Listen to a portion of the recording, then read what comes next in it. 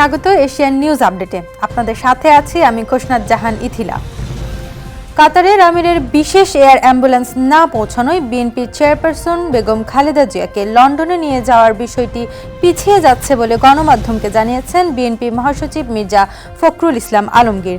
BNP মহাসচিব মির্জা ফখরুল ইসলাম আলমগীর বলেন, কারিগরি ত্রুটির কারণে এয়ার অ্যাম্বুলেন্স শুক্রবার আসছে না। সব ঠিক থাকলে সেটা শনিবার পৌঁছতে পারে।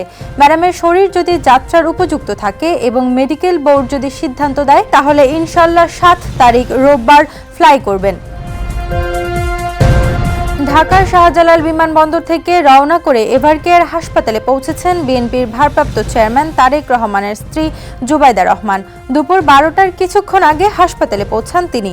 এর আগে এদিন সকাল 11:15টার কিছুক্ষণ আগে তাকে বহনকারী বাংলাদেশ বিমানের BG302 বিমানটি ঢাকার হযরত শাহজালাল আন্তর্জাতিক বিমানবন্দরে পৌঁছায়।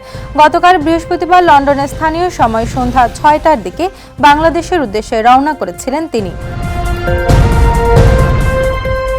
বাড়িতে বেগম খালেদা জিয়ার সুস্থতা কামনায় কোরআন পাঠ ও মোনাজাতে বিএনপির সিনিয়র যুগ্ম মহাসচিব রুহুল কবির রিজভী বলেন, বেগম খালেদা জিয়ার অসুস্থতায় শুধু বিএনপি ও তার অঙ্গ সংগঠনই নয়, দেশে ও দেশের বাইরেও মানুষ গভীর উদ্বেগ ও সমবেদনা জানাচ্ছে। এ সময় তিনি আরও জানান, বিএনপির চেয়ারপারসন খালেদা জিয়ার আশু আরোগ্য কামনায় আজ সারা দেশে মসজিদে মসজিদে দোয়া মাহফিল এবং অন্যান্য ধর্মীয় উপাসনালয়ে প্রার্থনা সভা করবে বিএনপি। দর্শক, এই ছিল এশিয়ান নিউজ আপডেট। আমাদের পরবর্তী আয়োজন দেখার আমন্ত্রণ রইল। ধন্যবাদ এতক্ষণ সাথে থাকার জন্য।